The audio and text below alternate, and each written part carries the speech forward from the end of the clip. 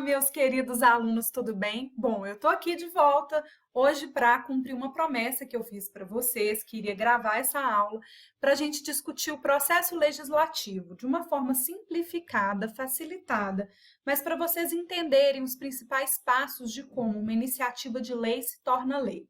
Eu vou usar uma metodologia um pouco diferente hoje. Estou usando essa gravação do rosto, mas também vou apresentar para vocês um slide para vocês seguirem o passo a passo aí para ficar um pouco mais didática essa compreensão. Então, em certos momentos eu vou aparecer aqui para vocês no cantinho, em outros momentos eu vou aparecer na tela cheia quando a gente for discutir os temas de forma mais aprofundada. Bom, falar um pouquinho sobre o processo legislativo é interessante, porque a gente vai perceber que ele tem várias fases. E aí eu coloquei para vocês essa foto, essa imagem, uma imagem que eu tirei do site da Câmara dos Deputados, que mostra exatamente como que se inicia através da apresentação de um projeto de lei, como que passam pelas comissões. No caso, eles estão mostrando como que começa lá na Câmara dos Deputados, passa pelas diferentes comissões que vão analisar o mérito do projeto, vai se analisar se tem um impacto financeiro, a Comissão Financeira e Tributária vai fazer essa análise, a Comissão de Constituição e Justiça também, e aí, posteriormente, se for necessário, vai para votação no plenário, se não, vai para o Senado Federal, que, aprovando, manda para o presidente da República também. Mas, resumindo aí, vamos começar do começo, né? Um projeto de lei, sempre que ele se inicia, a gente vai pensar assim, quem pode propor um projeto de lei, né? Eu coloquei aí, da iniciativa especificamente, quem pode propor um projeto de lei ordinária, que vai ser qualquer deputado ou senador, qualquer comissão da Câmara, do Senado, do Congresso Nacional, o presidente da República pode, o Supremo Tribunal Federal, os tribunais superiores, o Procurador-Geral da República e os cidadãos através da iniciativa popular. Todos os projetos, quando eles vão começar ou pela Câmara dos Deputados ou pelo Senado Federal.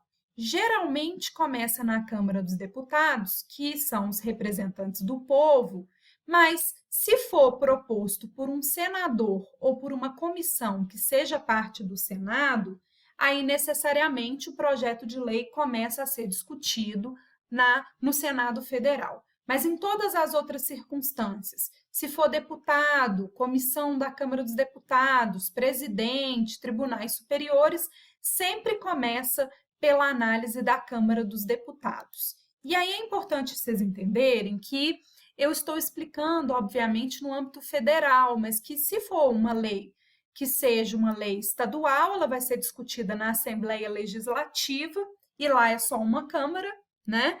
E se for também no âmbito municipal, a gente vai ter uma discussão que vai ser realizada na Câmara Municipal de cada município. Mas estou explicando inicialmente sobre o processo legislativo vinculado ao âmbito federal, justamente para vocês entenderem o mais complexo, porque aí depois fica mais fácil de entender o mais simples, né? Então, o que a gente vai ter? Quando a gente tem as discussões dos projetos de lei e alguém vai propor essa discussão, a gente vai ver necessariamente que nessa discussão, quando começa lá na apresentação, vai começar a discussão, vai ser enviada geralmente para a Câmara dos Deputados, e a Câmara dos Deputados vai enviar para as comissões, que vou ter comissões que vão ser diferenciadas, isso vai ser analisar o tema do projeto de lei, e aí vai ser analisado nas comissões específicas, como, por exemplo, Comissão de Direitos Humanos, Comissão Econômica, vai ter várias comissões que vão trabalhar e vão discutir o projeto de lei, para ver se realmente é de interesse a discussão daquele tema e se o projeto de lei tem chance de ser aprovado ou não. Depois de passado por essas comissões, que são comissões vinculadas ao tema do projeto, a gente vai ser enviada para a Comissão Financeira e Tributária, que vai analisar se existe um impacto financeiro desse projeto de lei e também vai ser enviada sempre para a CCJ, que é a Comissão de Constituição e Justiça, que vai analisar se necessariamente existe alguma inconstitucionalidade na lei. E aí, por que é necessária essa análise da CCJ, da Comissão de Constituição e Justiça?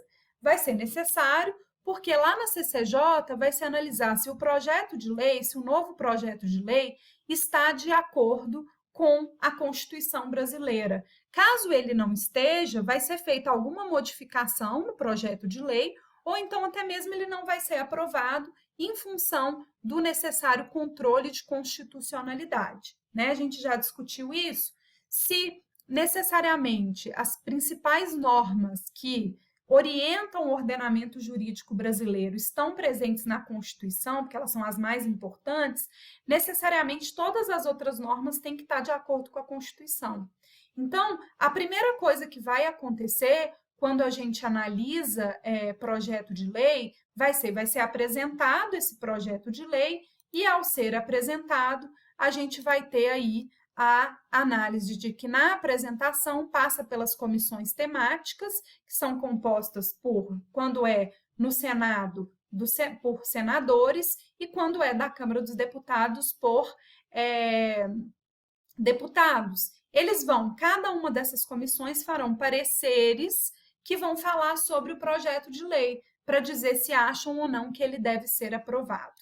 E aí é interessante, porque quando a gente pensa sobre essa noção de quem pode propor, quem pode apresentar um projeto de lei, em regra, depende do tipo de lei. E aí esse quadro mostra muito bem para a gente como que é essa situação. Olha, se for uma lei ordinária, como eu já disse, a gente vai ter parlamentares, comissões parlamentares, presidente da República, o STF, os tribunais superiores, o Procurador-Geral da República e o povo, através da iniciativa popular, podendo apresentar.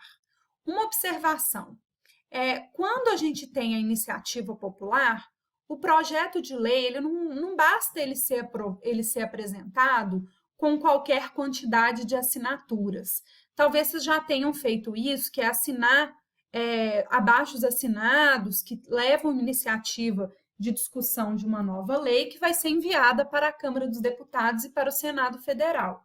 Mas a Constituição ela exige que, para se ter efetivamente essa iniciativa de lei, é necessário que se tenha representado ali 1% do eleitorado nacional, ou seja, daqueles que são brasileiros e têm cidadania brasileira, que já estão no exercício dos seus direitos políticos, para poder assinar o abaixo-assinado pedindo que aquela lei seja discutida. E desse 1%, as pessoas que assinaram têm que ser pelo menos de 5 estados diferentes da federação. Né? E aí cada estado precisa levar pelo menos 0,3% dos seus eleitores para se ter legitimada a iniciativa popular. Então, olha, uma lei ordinária, ela pode ser proposta por deputados, senadores, presidente da República, comissões, essas comissões temáticas, o STF, tribunais superiores, o Procurador-Geral da República e também pelo povo, através da iniciativa popular. Depois de apresentada esse projeto de lei ordinária, ela vai estar, no caso de lei ordinária, ela é sujeita ao veto do presidente da República, que, depois de ter aprovado na Câmara dos Deputados e no Senado, vai dizer se concorda ou não de manter aquela lei, né, de aprovar aquela lei. E o alcance e os efeitos de uma lei ordinária é para a população toda, né, porque todos vão ser afetados pela existência da nova lei. Agora, a lei ordinária, como o próprio nome diz, é uma lei comum. Por isso, ela tem uma noção de que ela vai ser aprovada de maneira simples, ou seja, pela maioria dos deputados e senadores que estão presentes naquela votação. Agora, tem leis que são diferentes, como, por exemplo, a segunda opção que é apresentada aqui para vocês, que é a lei complementar. Uma lei complementar é uma lei que existe a partir da Constituição, porque a Constituição diz que certa matéria vai ser regulada por uma lei complementar, que complementa o texto constitucional. E por causa disso, essa lei complementar ela é mais importante que uma lei ordinária. E até por isso ela é aprovada pela maioria absoluta dos deputados e senadores. Quem vai poder apresentar são os mesmos que podem apresentar uma lei ordinária. Os parlamentares, as comissões parlamentares, presidente da República, o STF, tribunais superiores, procurador-geral da República e também por iniciativa popular. A regra é a mesma. A gente tem ainda a medida provisória, que é apresentada pelo presidente em caráter de urgência, eu vou falar sobre isso. Uma emenda constitucional, que também vai ser apresentada para mudar a Constituição, para alterar a Constituição, e aí ela só pode ser apresentada por 1/3 da Câmara ou do Senado, pelo presidente da República, por mais da metade das assembleias legislativas estaduais. Emenda constitucional não pode ser apresentada por iniciativa popular, justamente porque vai se entender que mudar a Constituição tem que ser mais difícil do que aprovar qualquer outro tipo de lei, em função da hierarquia superior da Constituição. Tá? A gente tem ainda os decretos legislativos, que vão falar sobre questões específicas de gestão do legislativo, isso só pode ser apresentado por deputados e senadores, e resoluções também, que vão falar sobre a organização do legislativo, que também só pode ser apresentado por deputados e senadores. Evidentemente que os dois últimos aí, eles têm um efeito reduzido, não é para toda a população, em função da sua vinculação ao exercício das competências do Congresso Nacional.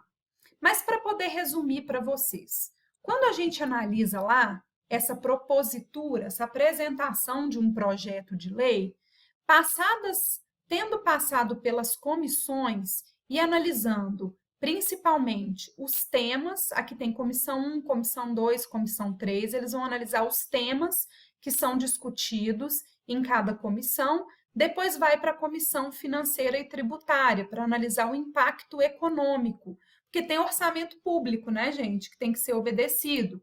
Imagine se o orçamento fosse feito e aí viesse sempre uma lei nova que causasse um impacto para o orçamento público e que fizesse com que aqueles que se vincularam à lei orçamentária tivessem que descumprir. Isso poderia gerar, inclusive, um crime de responsabilidade, né? E aí a gente tem também a Comissão de Constituição e Justiça. Essa parte das comissões, gente, elas vão acontecer tanto na Câmara dos Deputados quanto no Senado. Então, 2 vezes, né? A primeira vez, eu vou ter lá iniciativa de lei, acompanha aqui a setinha que eu estou mostrando para vocês, a lei é apresentada. Dependendo do tipo de lei, eu tenho iniciativas diferenciadas, como naquele quadro anterior, né? Mas digamos que foi apresentada uma lei por um deputado. Então, a casa criadora, que vai ser a Câmara dos Deputados, vai analisar, vai passar pelas comissões, principalmente as comissões temáticas, que são vinculadas aos temas do projeto de lei, e também as comissões vinculadas à questão financeira e à Comissão de Constituição e Justiça. Se não for aprovado pelas comissões, já é arquivado o processo. Agora, se for aprovado, pode ser, inclusive, que passe por emendas, modificações, mas aprovado na Câmara dos Deputados, vai ser enviado para o Senado Federal. Lá também ele passa por várias avaliações e, se forem feitas mudanças, emendas, vai ter que voltar para a Câmara dos Deputados para começar tudo de novo, que as duas casas têm que aprovar exatamente o mesmo texto. Perfeito? Aprovado o projeto de lei na Câmara dos Deputados, depois no Senado Federal com o mesmo texto, é enviado para o presidente da República, que vai analisar se ele vai sancionar e promulgar, promulgar e publicar, né? Que se ele concordar, ele vai sancionar e vai promulgar e publicar. Se ele discordar, ele pode vetar a lei. Ele pode vetar parcialmente, por exemplo, veta um artigo, 2 artigos, ou ele pode vetar totalmente. Sempre que o presidente da República vetar, vai voltar para o Congresso Nacional para poder analisar os vetos. E aqui, preste atenção, está escrito Congresso Nacional, porque a reunião para essa análise dos vetos vai acontecer com a Câmara dos Deputados e o Senado Federal reunidos juntos. Se eles concordarem com o veto, eles mantêm o veto e fica só o que sobrou da lei. Se eles discordarem, se eles rejeitarem, eles vão aprovar, vão mandar de novo para o presidente da República, que se quiser pode promulgar e publicar, mas se não fizer, quem vai fazer vai ser o próprio legislativo que vai mandar promulgar. O que é a promulgação? É a declaração de que aquele novo instrumento normativo faz parte do ordenamento jurídico e vai publicar para a gente passar a conhecer, e aí, passado vacatio legis, ela entra em vigor. É interessante porque quando passa pela Comissão de Constituição e Justiça e vai para o plenário para discussão, depois de ser aprovado na Câmara dos Deputados, vai passar pelo mesmo processo no Senado. E se o processo foi aprovado, né? Se aprovou sem mudanças, assim como estava antes na Câmara dos Deputados, aí a gente vai enviar para o Senado Federal. A votação do plenário, gente, vai depender, evidentemente, do tipo de lei que está sendo discutido, porque o quórum de aprovação também depende se a lei é mais ou menos importante. Então, evidentemente que uma lei ordinária, que é uma lei comum, ela vai ser aprovada com mais facilidade do que uma lei que seja complementar, que é uma lei mais complexa de ser aprovada. Então, dependendo do tipo de lei, eu tenho um quórum diferente. O que é quórum, professor? É a quantidade de deputados e senadores que eu preciso ter para aprovar. E aí é interessante que, olha, a Câmara dos Deputados ela tem um total hoje de 513 deputados. Para a gente ter as discussões, para iniciarem as discussões, a gente tem que ter a maioria absoluta dos deputados presentes, que é mais de 50% de todos os deputados. Uma observação, como que eu sei a quantidade de deputados? Depende do tamanho da população de cada estado da federação. Pode ser de 8 a 70 deputados. Minas Gerais tem 53 deputados em função do tamanho da nossa população. Perfeito? Já o Senado Federal, ele tem um número fixo de senadores. São 81 senadores no total, cada estado e o Distrito Federal, cada um tem 3 senadores. E a maioria absoluta, ou seja, mais de 50% de todos, seriam 41 senadores. E aí, o que é interessante é que quando a gente analisa os diferentes tipos de lei, a gente vai ter quórums de aprovação diferenciados. E quanto mais importante, quanto maior for a hierarquia daquela lei na noção da teoria do ordenamento jurídico, mais difícil vai ser de aprovar a nova lei, tá? Então, a gente tem lá os tipos de leis básicos. A lei ordinária, que é essa lei comum. Para ela ser aprovada, ela precisa da maioria simples. As leis ordinárias são aprovadas pelas duas casas, pela Câmara dos Deputados e pelo Senado Federal, com a maioria simples. O que é a maioria simples? Há mais de 50% dos deputados presentes e depois mais de 50% dos senadores presentes. Então, a gente vai ter aí essa aprovação. Já no caso da lei complementar, ao invés de ser a maioria simples, a aprovação dela se dá pela maioria absoluta, porque eu vou precisar de mais de 50% de todos os deputados e de todos os senadores. Então, eu tenho a maioria absoluta. Eu vou deixar esse material para vocês, tá? E temos ainda as medidas provisórias, que aí já são formas diferentes de elaboração normativa. No caso da medida provisória, elas vão ser elaboradas exclusivamente pelo presidente da República, em casos de relevância e urgência. Isso está previsto lá no artigo 62 da Constituição. Agora que a gente está passando por essa situação do Covid-19, a gente tem uma circunstância em que a gente tem medidas provisórias elaboradas pelo presidente da República que foram colocadas como imediatas para a gente, de imediata aplicação. Em função dessa relevância e dessa urgência que o artigo 62 preconiza, é interessante a gente ver que o efeito da medida provisória vai ser imediato, mas que depois, evidentemente, a gente vai ter uma situação em que o Congresso Nacional vai analisar se em 60 dias vai se manter ou não aquela medida provisória. Porque se nada for definido, né, dentro de 60 dias, está falando aqui, ó, dentro de 60 dias após a edição da medida provisória, as duas casas legislativas, ou seja, a Câmara dos Deputados e o Senado Federal, elas têm que votar se aquela medida provisória vai ou não ser convertida em lei, senão ela vai ficar valendo só por um caráter provisório. E aí o interessante é que se em 45 dias a medida provisória ainda não tiver sido apreciada, ela vai entrar em regime de urgência para ser apreciada no Congresso Nacional, porque é necessário se definir essa resposta em 60 dias, se a medida provisória se mantém ou não. Mas ela existe justamente em função do que a Constituição chama de urgência e relevância. Se não tiver urgência e relevância, não tem sentido de ter medida provisória.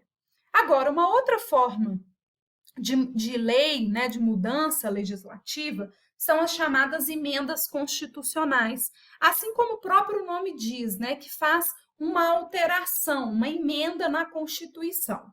Nem todos os artigos da Constituição podem ser modificados.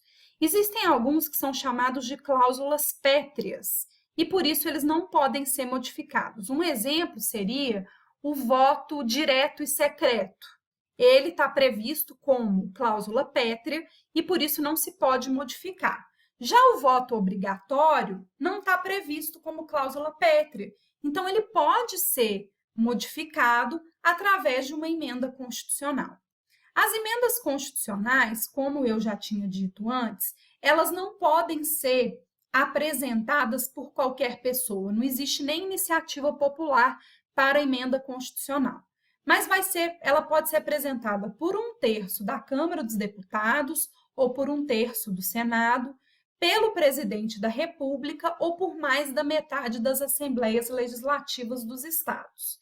E aí, para ela ser aprovada, a forma mais difícil de aprovar é de uma emenda constitucional, porque eu vou precisar, para essa aprovação, de 3/5 dos membros da Câmara dos Deputados, 3/5 dos membros totais do Senado Federal. Então, é mais do que a metade, né? Estou explicando que o pessoal do direito tem dificuldade aí com frações, né? Mas é 3/5 da Câmara dos Deputados, mais de todos os deputados, e 3/5 dos senadores, ou seja, mais da metade de todos os senadores precisam aprovar a emenda constitucional. E essa aprovação vai ser discutida em 2 turnos. Então, tem que ter 2 reuniões na Câmara dos Deputados, mais 2 reuniões no Senado Federal. E por causa disso, quando a gente pensa sobre essa aprovação, evidentemente que ela é mais difícil, ela precisa ser mais difícil em função da proteção do texto constitucional. E aí, aprovada a emenda constitucional, depois de passar por esse processo, ela vai trazer uma modificação à Constituição. Temos ainda também os decretos legislativos, que vão falar sobre discussões que têm efeito para a Câmara e para o Senado, para falar sobre as competências que o Senado e a Câmara têm, e as resoluções, que vão falar sobre a organização do Legislativo. Então, quando a gente resume aqui, vou voltar lá no desenho inicial nosso de processo legislativo, para vocês entenderem, resumindo, eu vou ter uma iniciativa de lei, que é a apresentação de um projeto de lei. Dependendo do tipo de lei, eu tenho iniciativa popular, dependendo eu não tenho, mas eu vou ter a apresentação aí dessa iniciativa de lei. Assim que a lei é apresentada, em regra, ela vai para a Câmara dos Deputados. A única exceção é quando é um senador ou uma comissão do Senado que apresentou o projeto. Vindo para cá, ela passa pelas comissões temáticas, pela Comissão Financeira e Tributária, que vai ver os seus impactos econômicos, e pela Comissão de Constituição e Justiça, que vai analisar se aquela nova lei não está violando a Constituição. Aprovada a nova lei na Câmara dos Deputados, ou nessa casa criadora, ela vai para a casa revisora, que em regra é o Senado. E a mesma coisa, o mesmo procedimento, passa pelas comissões do Senado, passa pela Comissão de Constituição e Justiça do Senado, pela Comissão Financeira, e se o Senado quiser, ele faz mudanças no projeto de lei. E aí, se ele fizer mudanças no projeto de lei, necessariamente volta para a Câmara dos Deputados e começa tudo aqui. Mas se os dois aprovarem o mesmo texto, vai ser enviado para o presidente da República, que escolhe se ele aprova e, portanto, sanciona e promulga a lei, ou se ele vai vetar. Ele pode vetar por dois motivos. Por achar que é inconstitucional, ele faz um veto jurídico, ou por achar que não é interessante politicamente para o povo brasileiro. Então, ele faz um veto político. Quando ele veta, ele tem que expressar o motivo do seu veto, porque o Congresso Nacional vai analisar em conjunto, né, a Câmara dos Deputados e o Senado, numa sessão conjunta, vão analisar se vão manter o veto do presidente da República ou se vão rejeitar. E aí, depois, caso seja rejeitado, o presidente vai voltar para o presidente, ele pode promulgar, publicar e vai entrar em vigor, e caso mesmo assim ele resolva não fazer, o Congresso Nacional, o Senado, geralmente, vai mandar promulgar, publicar para entrar em vigor. Bom, eu espero que vocês tenham entendido rapidamente como é que funciona esse processo legislativo. A gente vai ter uma conferência ao vivo em que eu vou explicar isso com mais cuidado e tirar as dúvidas de vocês. Tá bom? Só adiantando que eu expliquei de forma muito célere e rápida, mas só para vocês terem uma ideia geral aí do processo legislativo federal. Muito obrigada, um beijo no coração de vocês, até a próxima aula. Tchauzinho!